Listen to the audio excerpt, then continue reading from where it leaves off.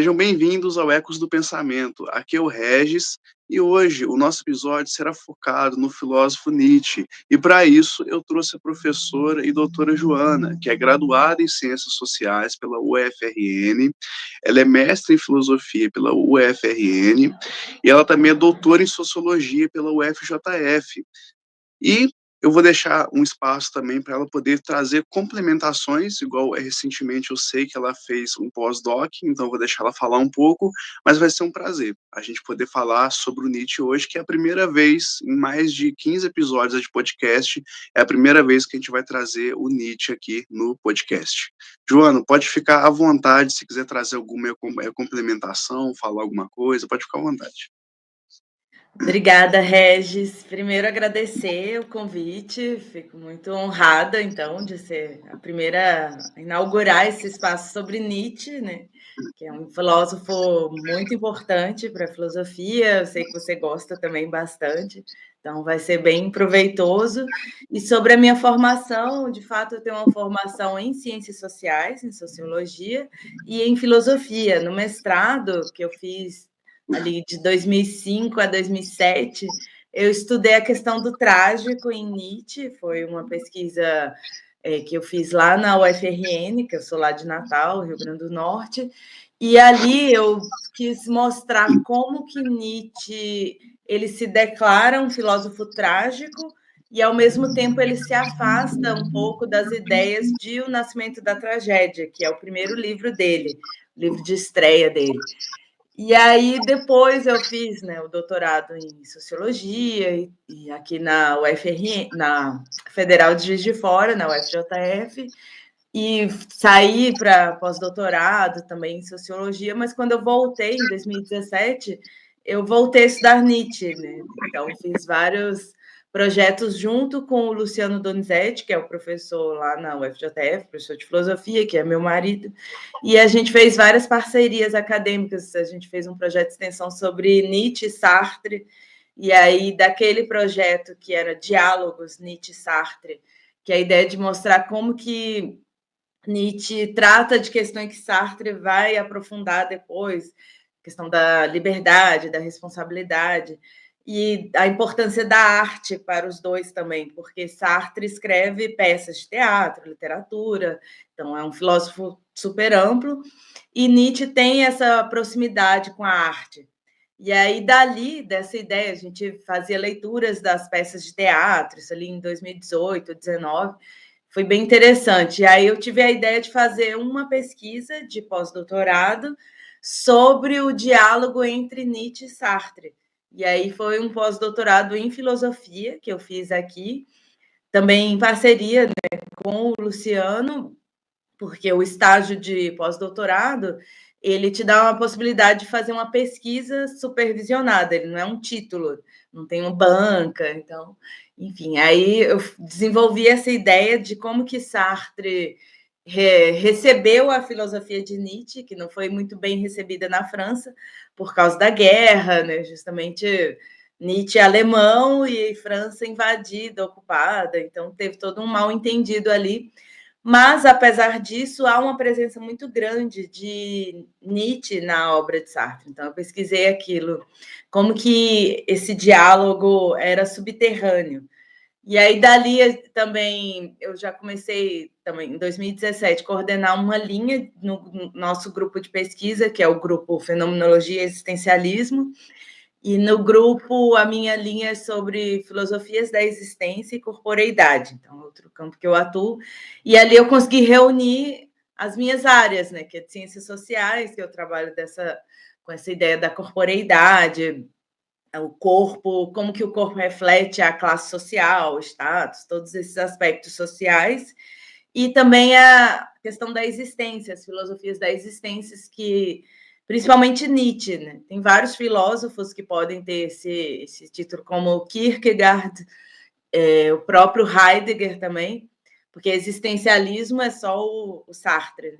Então, filosofias da existência, que eu trato ali do Nietzsche, e aí dali também a gente criou um colóquio que é Nietzsche Sartre Além do Tempo. Então, são vários projetos que eu estou engajada ali, apesar de não ser professora lá na UFJF, mas tenho vários projetos engajados relacionando tanto Nietzsche e Sartre, e depois eu criei os meus cursos sobre Nietzsche também, né? Que eu sei que você fez aí, foi meu aluno nesses cursos, e que foi uma experiência muito boa. Então, hoje eu pretendo fazer um resumo sobre essa filosofia de Nietzsche, sobre como que ela surge, o contexto e as ideias principais, para ser um episódio, né, uma conversa leve, para que as pessoas possam ouvir e se interessar e buscarem ler mais sobre Nietzsche, que é um autor interessantíssimo. Né? Então, seria isso.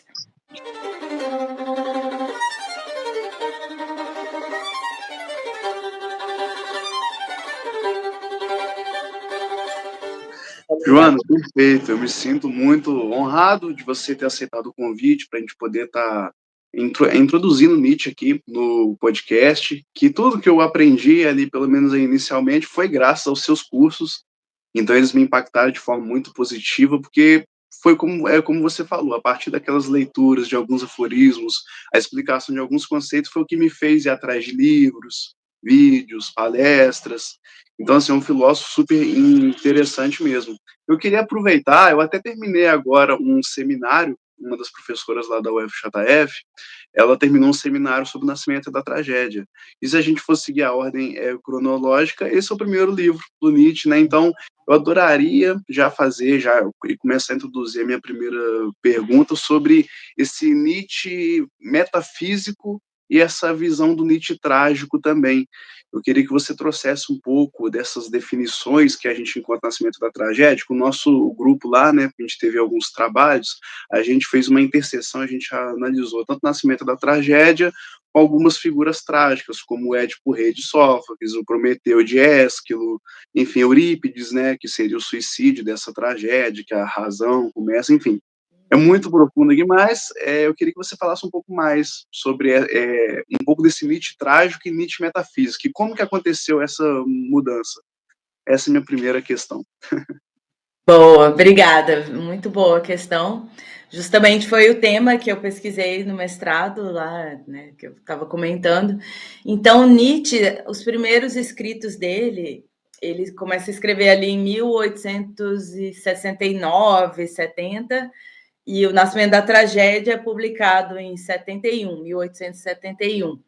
E naquela primeira edição, o título é O Nascimento da Tragédia no Espírito da Música. Nietzsche está profundamente influenciado por Schopenhauer, Arthur Schopenhauer, que é um filósofo ali um pouco anterior a ele, e Nietzsche teve um encantamento muito grande. Estava até relendo ali, eu tenho O Mundo como Vontade, como Representação, que é a obra magna de Schopenhauer, e no prefácio tem um comentário, né, do tradutor falando que Nietzsche, quando viu aquela obra, ele estava passando por uma livraria, imagine, e aí ele começou a ler, ele declarou que aquela obra tinha sido escrita para ele. Então foi uma identificação imediata. Ele e Schopenhauer ali estavam muito próximos, né, nesse sentido filosófico.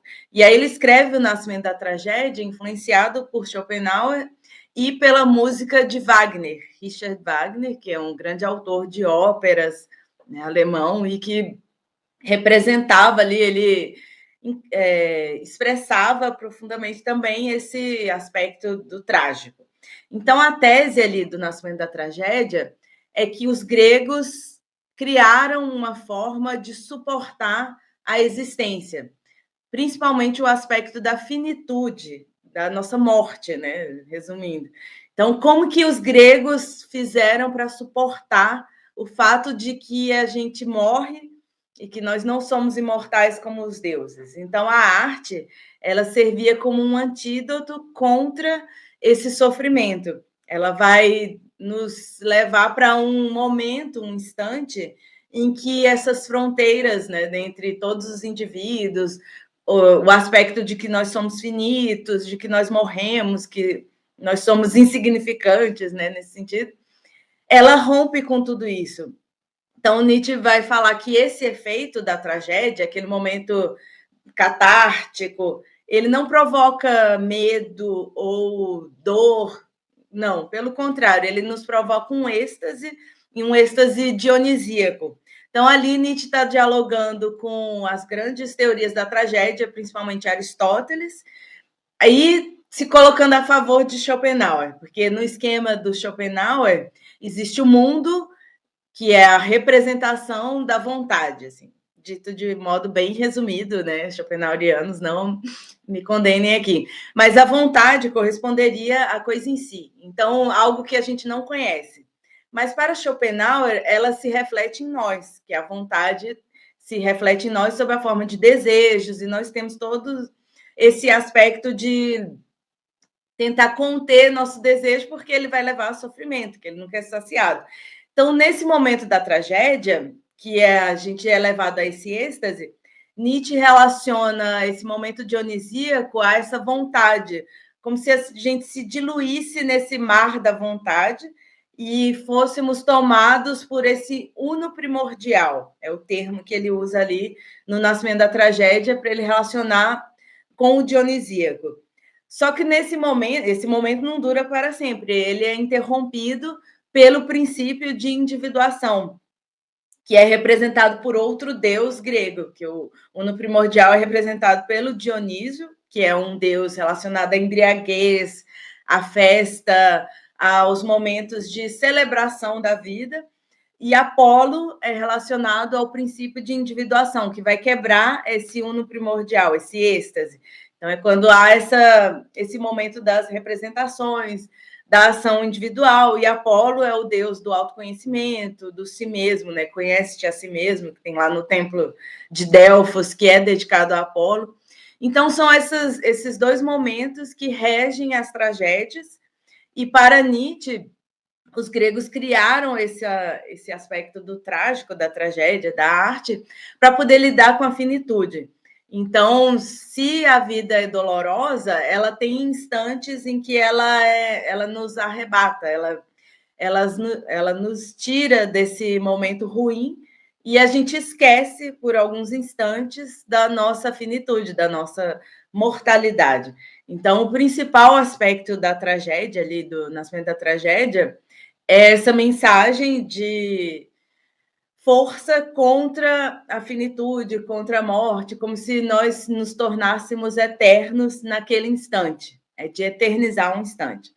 Então, ele defende essa tese, ele não é bem visto assim pelos outros acadêmicos da época, porque ele inova, né, de certa forma, mas aí ele mantém alguns aspectos de O Nascimento da Tragédia, apesar de se afastar desse livro. Então, alguns anos depois, mais ou menos 10 anos depois, ele escreve um prefácio que ele chama de Tentativa de Autocrítica.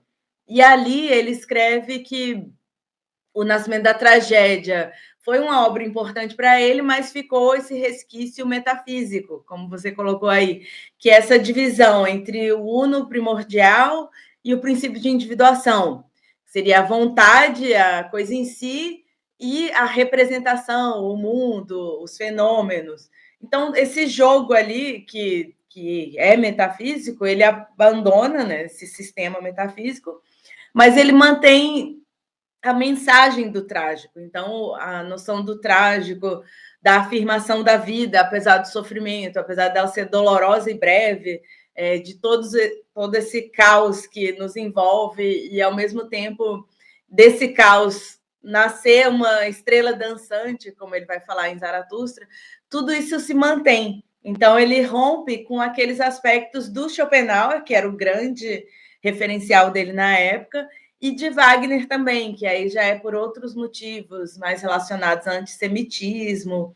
Wagner vai incorporar depois um aspecto muito nacionalista da Alemanha, e Nietzsche não concordava de forma alguma com esses aspectos nacionalistas, enfim, esse aspecto político, né? Que envolve muito a questão do rebanho. Nietzsche é um filósofo contra a questão do rebanho, contra essa planificação do pensamento, enfim, ele vai falar muito dessa afirmação individual. Então, do Nascimento da Tragédia, ele vai se afastando ali de Schopenhauer, ele tem um período mais ligado à ciência, no sentido de que ele começa a ler os físicos da época, os biólogos, outros autores para poder se afastar um pouco dessa questão da metafísica, como se ele precisasse ter esse distanciamento para poder olhar de fora, ter outra perspectiva sobre a filosofia.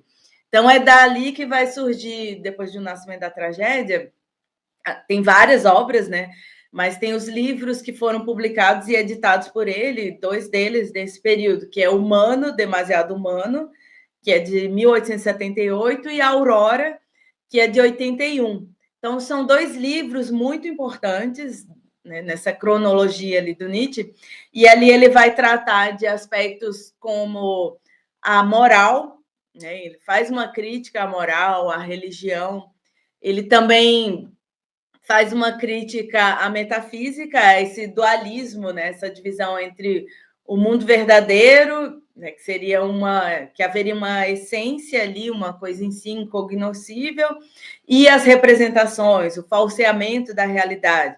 Então, Nietzsche vai mostrar que não é isso, não há essa divisão entre corpo e alma, todos esses aspectos metafísicos. Quando ele fala de metafísica, né, a gente pode resumir nesse sentido, que são esses dualismos, né, entre verdadeiro e falso, enfim, aspectos, coisa em si, representação ou fenômenos. Então, Nietzsche vai se aproximar da ciência porque ela vai lidar com o mundo material. Então, ele depois vê que também a ciência tem suas crenças, né? Mas, enfim, nesse período, outro tema principal ali que ele trabalha muito é a questão da natureza. Então, ele fala que na natureza tudo é necessário. E essa frase, ela é bem intrigante, assim, como assim tudo é necessário?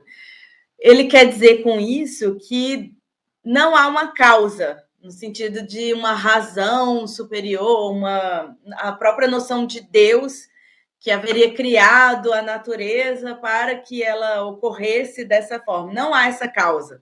Se não há causa, tudo é necessário. Então, nesse sentido, essa frase vai aparecer ali em Aurora e o Humano, e depois em H é Ciência, que é o período seguinte da obra dele. Né? Perfeito, Joana. Inclusive, esse será o próximo papo, será o próximo assunto. Não sei se você encerrou, já encerrou essa parte? Nesse percurso seria até aí, daí. Perfeito. Já é outro período, né? Já é outro. Né? Que eu queria trazer mesmo a questão sobre a moral, depois eu quero finalizar hoje com Zaratustra também, mas antes, a todos que estão ouvindo, seja pelo Spotify, seja pelo YouTube, eu vou deixar um espaço para a Joana, no final desse episódio, falar um pouco sobre o grupo de estudos que vai estar aberto a partir do dia 4 agora, vai ser em Nietzsche, ela vai falar um pouco mais e detalhadamente, e também sobre a nossa página do colóquio, porque todo final do ano a gente tenta fazer, a gente já está conseguindo fazer alguns anos já, esse colóquio além do tempo, né, que é o Sartre e o Nietzsche. Então, eu vou deixar um espaço no final para ela poder estar fazendo as divulgações. E se você está ouvindo, está gostando desse episódio, essa introdução, igual a Joana trouxe muito bem agora, esse Nietzsche mais jovem, esse Nietzsche que, enfim, tem um sopro metafísico ali, que traz essas figuras do Apolo, o Dionisíaco e as tragédias gregas, não esqueça de compartilhar esse episódio. Se você está gostando, mande para todo mundo. Então, Joana, é muito boa sua fala, muito esclarecedora, e você citou algumas influências, e realmente no Nascimento da Tragédia, o Nietzsche tem essa influência do Wagner e do Schopenhauer. E aproveitando para trazer um contexto mais geral ainda, antes de eu passar para as próximas perguntas acerca da moral, acerca da figura que o Zaratustra foi, eu queria que você falasse mais um pouco, claro, até para termos de pesquisa mesmo, para a gente poder pesquisar, ir atrás, quais que foram as influências do Nietzsche, né, que eu sei que influencia muito, igual o professor Luciano, que é o coordenador do nosso grupo também, meu professor lá na UFJF, ele sempre traz muito, por exemplo, a infância do Sartre, traz as influências, quem veio antes, como Russell, Heidegger. Então, eu queria fazer o mesmo com Nietzsche. Você conseguiria falar para a gente algumas referências importantes? Porque quando eu fui estudar Nietzsche, eu passei um pouco de aperto, eu fui um pouco apressado de querer ir para o Nietzsche direto. Só que aí depois eu tive que voltar no Schopenhauer, tive que voltar em Kant, tive que voltar em Platão. Então, eu vou deixar esse espaço para você falar um pouco mais o que influenciou Nietzsche a trazer essa filosofia, né, a filosofia do martelo. Obrigada pela questão, bem complexa, porque Nietzsche, no caso, ele tem as influências diretas, né? Como eu falei do Schopenhauer, que é inegável. Ele, mesmo que ele tente se afastar depois, foi o autor que ele mais se identificou, com o qual ele mais se identificou. Mas, tirando essa identificação direta, tem outros autores que ele tem uma simpatia, nós podemos dizer assim, como Spinoza. Então, Spinoza é um autor que é próximo, né, de certa forma, no sentido da... Spinoza tem aquela ideia do conatos, que é a ideia da energia, um fluxo vital, como se fosse um vitalismo, enfim, é um autor que eu não conheço muito, mas na obra de Nietzsche ele aparece como alguém com quem ele simpatiza. Porque, tirando alguns poucos, todos vão ser os antípodas dele, vão ser os adversários. Né? Como você colocou aí, Kant, Hegel, Platão, todos os filósofos que possuem sistemas metafísicos consagrados, bem fixos, são aqueles filósofos antípodas com os quais ele vai dialogar para desafiar, de certa forma. Então, em Além de Bem e Mal, ele tem vários aforismos que você está lendo ali, fica pensando com quem ele está falando. Então, ali aparece o Descartes, também René Descartes é um adversário, porque Descartes vai falar do cogito, né? Do penso, logo existo. Então, é importante ter esse conhecimento da história da filosofia e também para pensar assim, outro filósofo com o qual Nietzsche se identifica, nós podemos falar do Heráclito. Então, o Heráclito, que é um pré-socrático, nesse período em que Nietzsche escreve sobre tragédia, sobre música, ele vai escrever um texto que se chama A Filosofia na Época Trágica dos Gregos. E ali ele vai falar dos pré-socráticos. Então, Nietzsche ele tem um curso também sobre os pré-socráticos, pré-platônicos. E ali ele se identifica muito com o Heráclito por conta da questão do vir a ser. Né? O Heráclito é o filósofo do tudo flui, que a gente não entra duas vezes no mesmo rio, porque nós não somos os mesmos e o rio também não é o mesmo. Então, é dessa ideia do fluxo contínuo da existência, e Nietzsche vai falar muito sobre isso, tanto nesse início da sua filosofia, né, ali em 1871, por aí, e também já no final, em Crepúsculo dos Ídolos, que é um dos últimos livros de Nietzsche, publicados e editados por ele e tal, ele vai falar muito da inocência do vir a ser, que é esse fluxo da vida, como eu estava falando, da necessidade. Da mesma forma que não há uma causa, nessa noção de causa e efeito, não há uma razão profunda para que as coisas aconteçam, tudo é um fluxo, tudo é se vir a ser. E quando ele tira essa noção de causa, ele tira também essa noção de culpa, que é outro tema, né, que eu vi que você vai perguntar também, que é relacionado à moral. Então, quando Nietzsche fala da inocência do vir a ser, lá em Crepúsculo dos Ídolos, ele está se contrapondo também a essa ideia da culpa, da responsabilidade, e ele inova ao mostrar que nós somos esse fluxo também. Então, esse é um dos temas que aparece de vários modos na filosofia de Nietzsche e que a gente pode colocar como alguém que o influenciou, o Heráclito. Seria isso. Perfeito, Joana. E está sendo muito bom você estar trazendo todas essas, enfim, as referências que Nietzsche teve, o que ele usa na filosofia dele, a própria questão da vontade, que ele pega de Schopenhauer, que para Schopenhauer é uma, então Nietzsche, ele, enfim, muda, entre aspas, o conceito, e uma experiência própria até lá, na graduação, eu lembro que a gente foi fazer esse seminário sobre o nascimento da tragédia, e a professora perguntou quantas pessoas ali já tiveram contato com Nietzsche. A maioria estava no final do curso e ninguém teve nenhuma aula especificamente sobre as filosofias de Nietzsche. Então, é muito bom, né, a gente poder trazer isso de forma extracurricular também, para todos aqui que se interessam. Tenho certeza que está sendo de grande ganho para todo mundo que está ouvindo.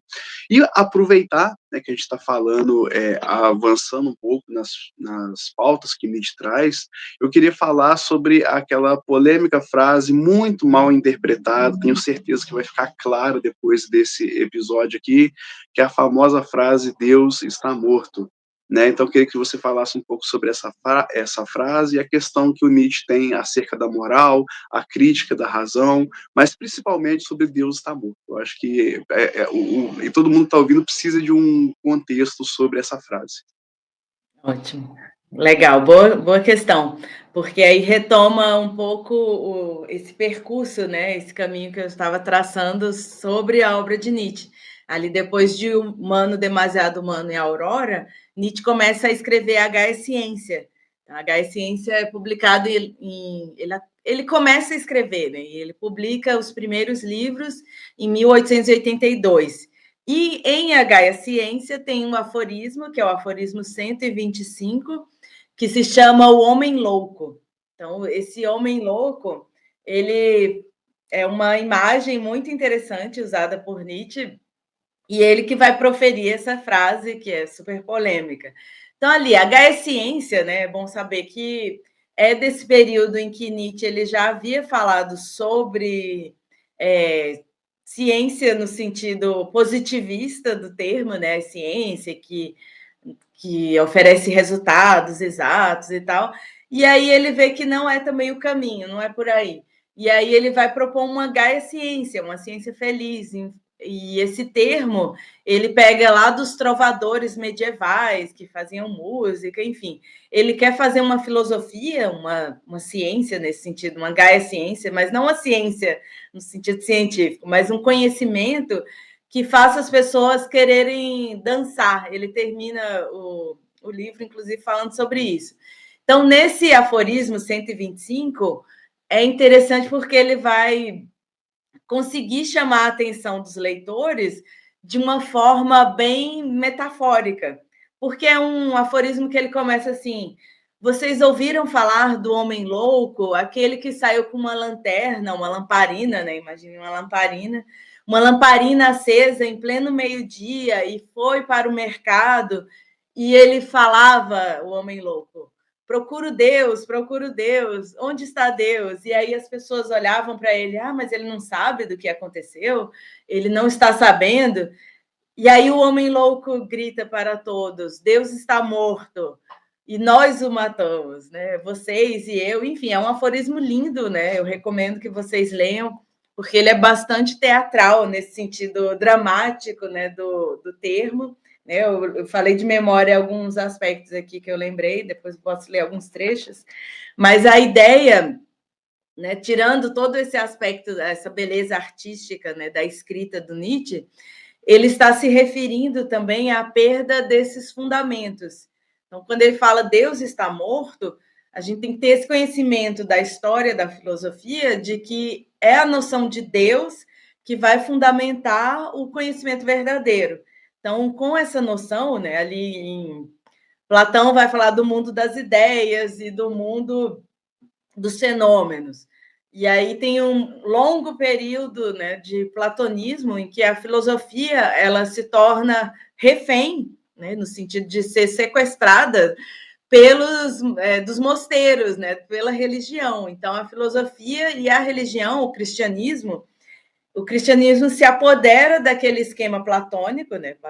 Platão, obviamente, antes de Cristo, e aí o cristianismo vem e se apodera desse esquema para fazer essa associação direta, a noção de Deus, a noção de bem e de verdade. Então, tudo isso vai fundamentar a história da filosofia. E aí a gente pode pular dos medievais, que tem autores, né, fascinantes também. Eu estou falando de um modo resumido e para o que nos interessa aqui, que é a crítica de Nietzsche, né? Que são autores que são estudados, o mesmo Platão, a gente está vendo como uma caricatura que Nietzsche faz dele. E aí, um autor que também vai representar muito esse aspecto da necessidade de Deus, de fundamento, é o Descartes, a qual eu já me referi anteriormente. Então, para Descartes, nós só conseguimos atingir um conhecimento verdadeiro, a razão só funciona adequadamente bem porque existe um Deus que nos permite isso, né? Que não há um Deus enganador que nos engana toda vez que a gente pensa que 2 mais 2 não é 4. Então, leiam lá as meditações, o discurso sobre o método, que são 2 textos de Descartes, são fantásticos também, são muito importantes para a gente entender o que é esse Deus que está morto. Então, quando ele fala que Deus está morto, é essa fundamentação. Não existe essa causa, essa garantia de que nós vamos atingir um conhecimento verdadeiro. Não existe essa verdade a ser desvelada, ou então que está escondida sob as aparências. Para Nietzsche não há isso, não há esse mundo. Não há também esse mundo celestial para o qual a gente vai subir, né? Vai subir aos céus depois de morte. Não, o que há é esse mundo em que a gente vive, esse mundo contraditório, caótico, e dentro dele que nós vamos conseguir atingir o conhecimento, construir conhecimento.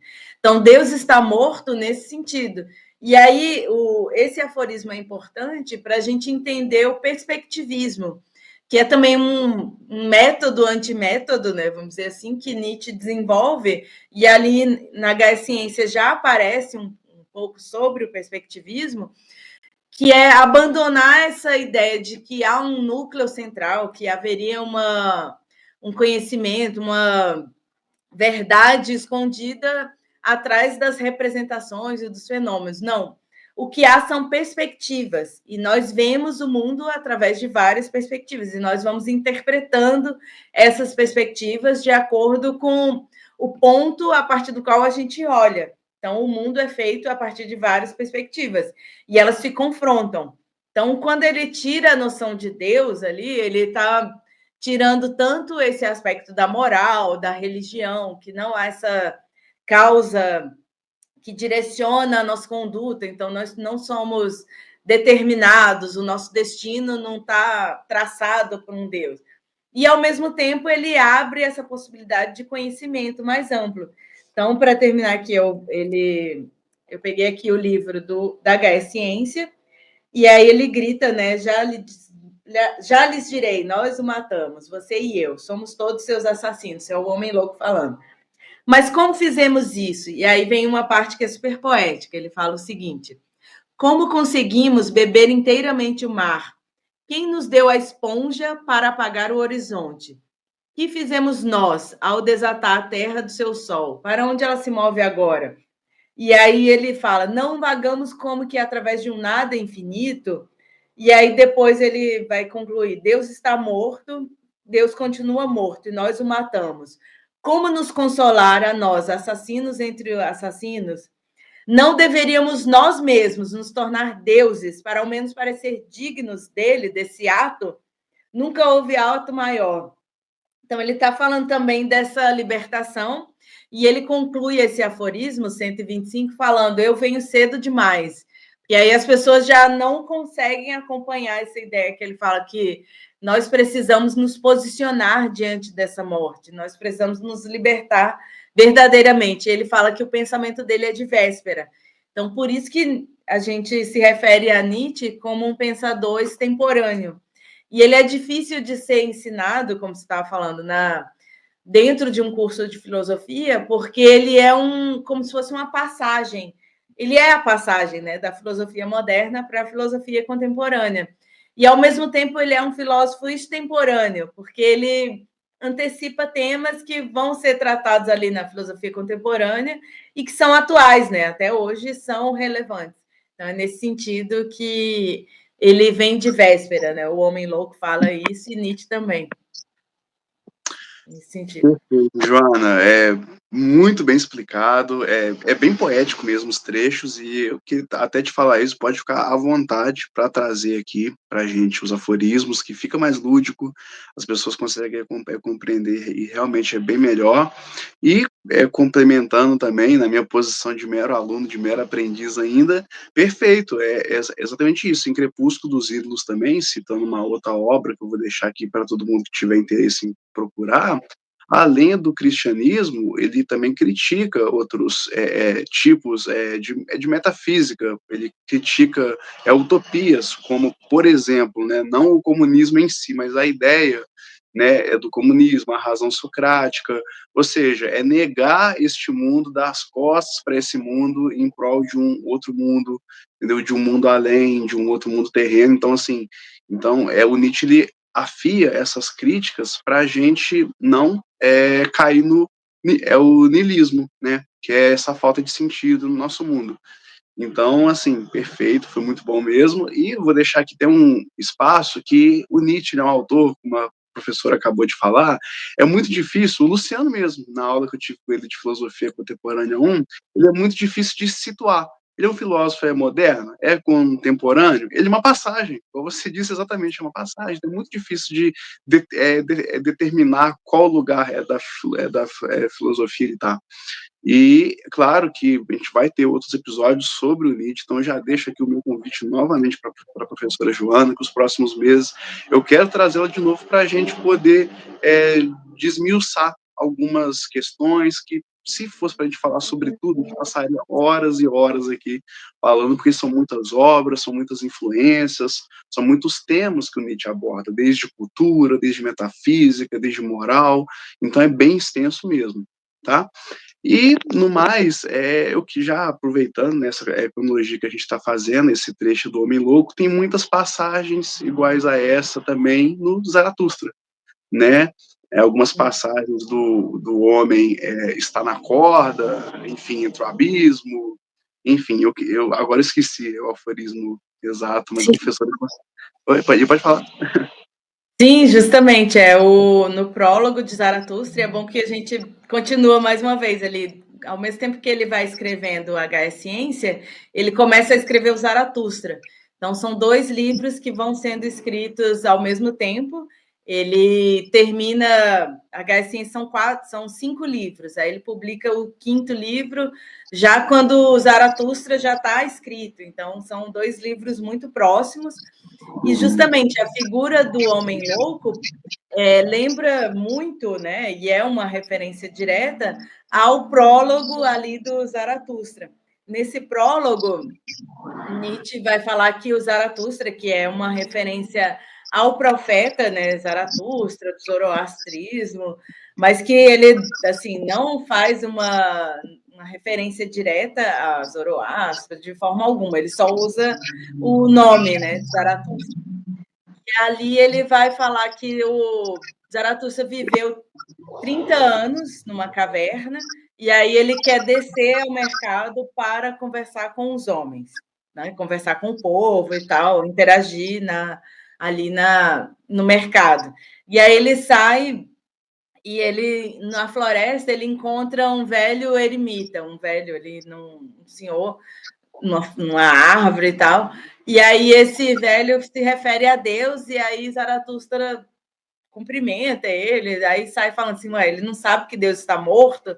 E aí ele chega no mercado, também uma imagem bem parecida com a do Homem Louco, e ele vai interagir ali com as pessoas, e as pessoas estão paradas para ver um equilibrista que vai andar em cima de uma corda, né? Então ele é uma imagem bem inusitada, e tá todo mundo ali querendo ver o que é isso, né? O que é esse equilibrista que vai andar. E aí depois acontece, né, do equilibrista cair e tal, e aí o Zaratustra chama a atenção do povo e fala que vai ensinar para eles a sua doutrina, né? As suas e vai dar não é bem doutrina, porque aí dá um sentido de crença, né? Mas ele vai oferecer a essas pessoas um grande presente. E esse presente é o além do homem, que pode ser traduzido como super-homem, mas também como além do homem, algo que ultrapassa. E aí ele vai falar: o homem é uma corda atada entre o animal e o além do homem, uma corda sobre o abismo. Né? E ele vai falar que nós somos essa travessia. Então a gente nem é exatamente nem esse animal, nem esse além do homem ainda, mas a gente é essa corda, e a gente precisa atravessar essa corda para se livrar, né, dessas amarras, como a noção de Deus, a moral, todos esses aspectos que nos puxam para baixo, né, nesse sentido de negar a nossa existência, de negar a vida, de negar essa existência que é a que existe, que é do nosso mundo e não um mundo celestial, um além. Então, em Zaratustra, ele começa ali com o prólogo, tem várias imagens interessantes, né? Tanto a saída da caverna, a travessia dessa floresta, depois a chegada dele no mercado, quando ele faz esse discurso que é belíssimo também, Então, que ele fala que nós somos essa corda, e depois ele começa a jornada por várias cidades, né, imaginárias ali, que Nietzsche vai descrever, e vai interagindo com as pessoas e vai juntando pessoas que vão seguindo ele. Então, no final do livro 1, ele vê que ele tem discípulos, e aí ele fala que precisa se separar desses discípulos e cada um deve se perder para depois se achar e depois se reencontrar com Zaratustra. Porque ele não quer ser justamente isso, né? Quando eu estava falando assim, ele fala de ele não quer ser um profeta, então ele é mais um antiprofeta, ele não quer ter um rebanho, ser um pastor que guia as pessoas. Não, ele quer que cada um encontre e construa o seu próprio caminho. Então, é um livro muito interessante, ele é mais difícil de ser lido, assim, você pode tentar ler como se fosse literatura, mas talvez seja chato, e se você for ler esperando um livro de filosofia, vai ser quase incompreensível. Então, a ideia de ler o Zaratustra é leia o prólogo, procure um artigo, uma publicação, uns comentadores, né? Que é um aspecto, você estava falando de como entender Nietzsche, além de conhecer os filósofos com os quais ele dialoga, contra ou a favor, é importante ler os comentadores. E no Brasil nós temos excelentes pesquisadores de Nietzsche, né? Tem o professor Oswaldo Giacoia, que eu admiro muito, né? Atualmente eu estou fazendo outra pesquisa de pós-doutorado sob a supervisão dele. E tem vários autores, tem a Scarlett Martin, que é a grande pesquisadora matriarca, né, de Nietzsche no Brasil.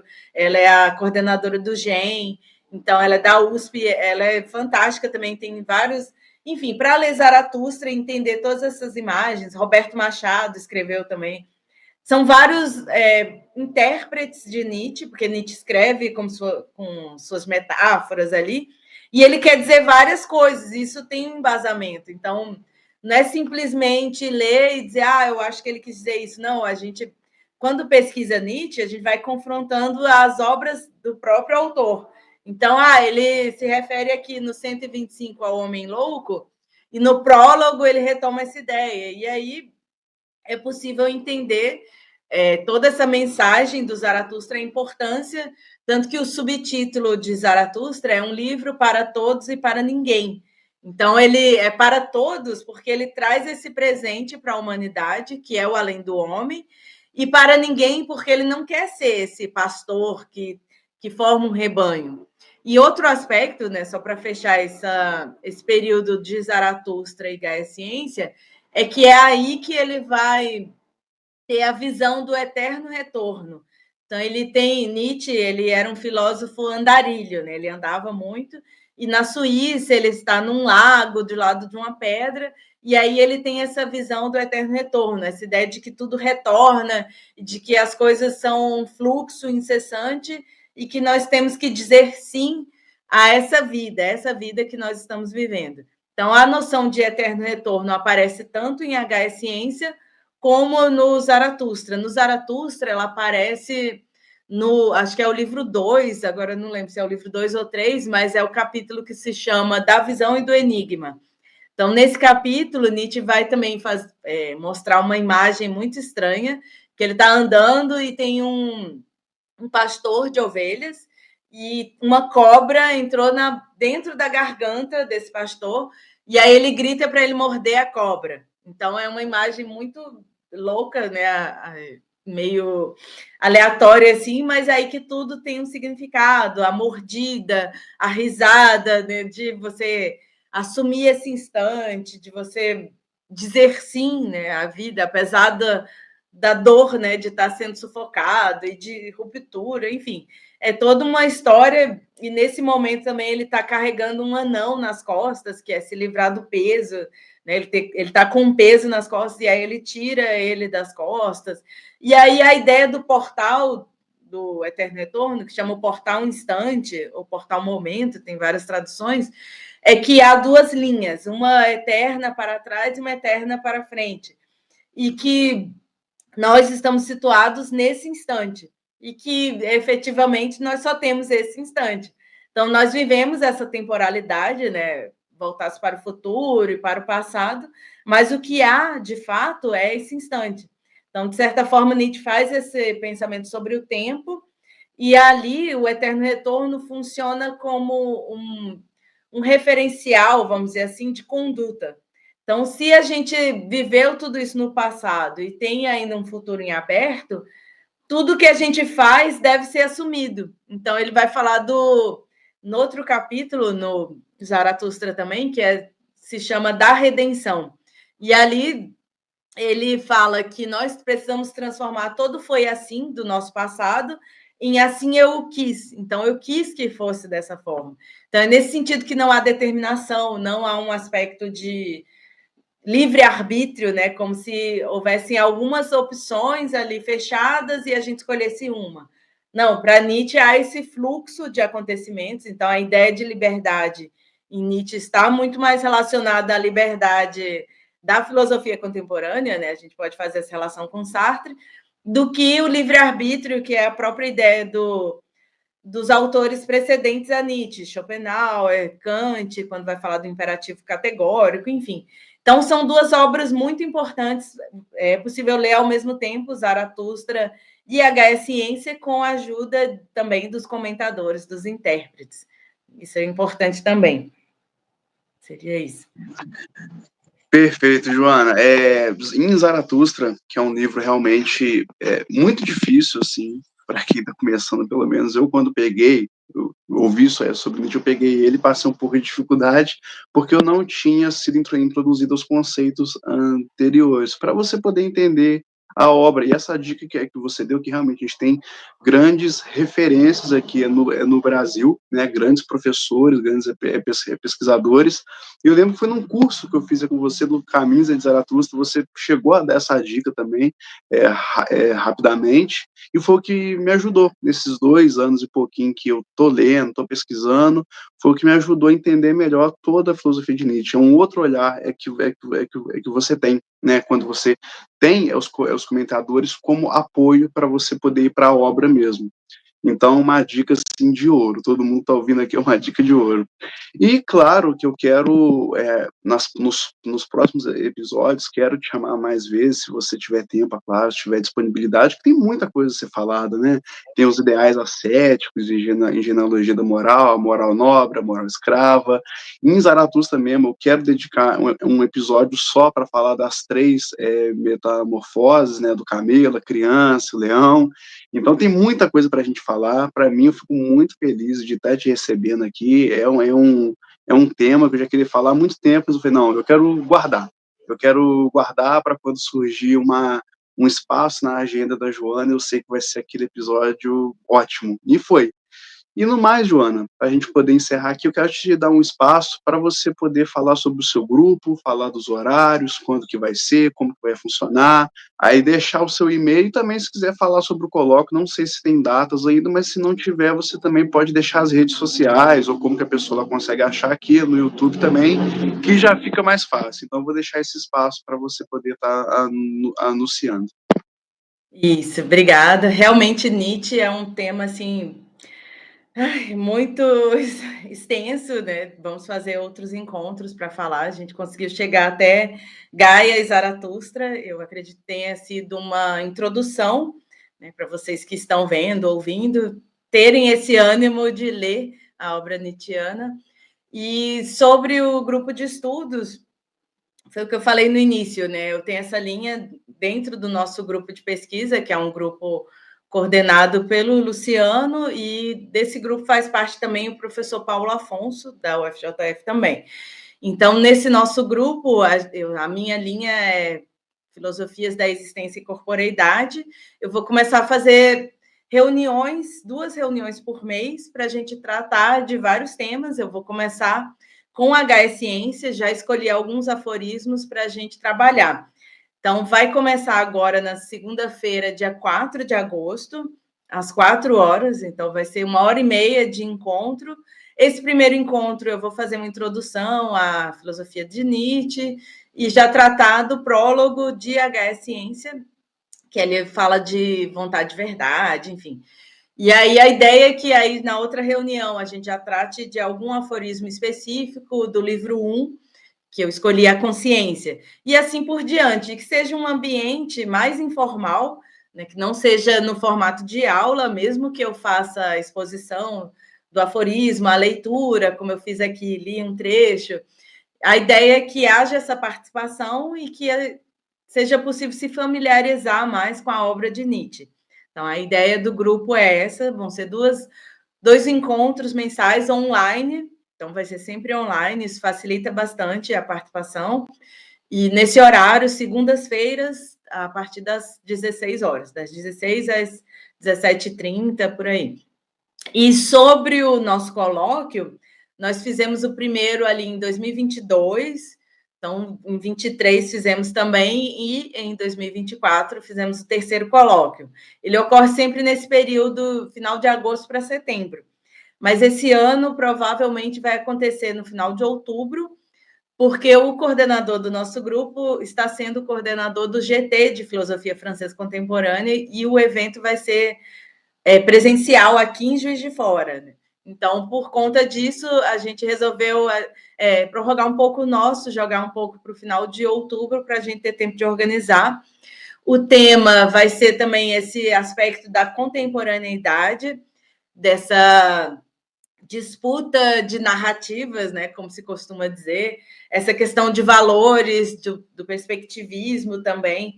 Então, como que hoje nós somos bombardeados de informações e a gente tem que fazer essa medida para ver o que é verdadeiro, o que é falso, e aí novamente entra Nietzsche com o perspectivismo para a gente confrontar, porque o perspectivismo não é relativismo, então também é um tema que a gente vai discutir. E eu convido vocês para seguirem a nossa página no Instagram, que é @colóquio _Sartre _Nietzsche.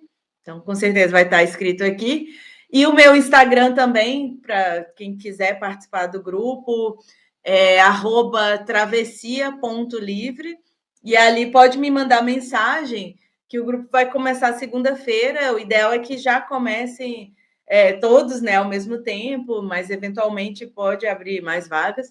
Mas eu penso que não vai ser algo que eu queira que entrou já no meio e saiu. Não, vamos tentar todo mundo participar desde o início, que é muito mais proveitoso. Então, podem mandar mensagem, que o grupo é aberto, é gratuito e vai ser online 2 vezes por mês. É isso. Obrigada, Regis, pelo espaço também. Vamos marcar, sim, muitos outros para falar, que é um assunto quase sem fim, né? Não, sim, Joana, obrigado por você trazer isso e convidar a todos. Tenho certeza que muitas pessoas vão se interessar. É um curso que vale a pena. Eu gosto de valorizar muito esses projetos que os professores fazem, projetos de extensão, projetos próprios mesmo, enfim, porque a gente tem muito conteúdo pela internet, tem muito podcast, então eu gosto de valorizar também os professores, que todos que estão ouvindo aqui, é um trabalho sério, é uma carga que você se dedica a vida inteira para poder entender obras e de alguns autores, então, assim, vale muito a pena a gente valorizar esses professores participando, dando apoio, trazendo as perguntas que muita gente às vezes não participa, porque fala, não, Nietzsche é muito difícil e está muito distante, entrei agora, mas eu garanto, quanto antes você começar a se questionar, a fazer perguntas e estar com professoras boas, igual a Joana, que é o caso da Joana, você vai ver que você vai caminhar muito melhor na sua carreira profissional e até para os seus estudos mesmo. Então, Joana, eu agradeço você, a honra aqui foi toda nossa e com certeza estou super animado para os próximos episódios que a gente puder fazer junto acerca do Nietzsche, tá bom? É isso, gente. Abraço e até o próximo episódio. Obrigada, abraços. Valeu, obrigada.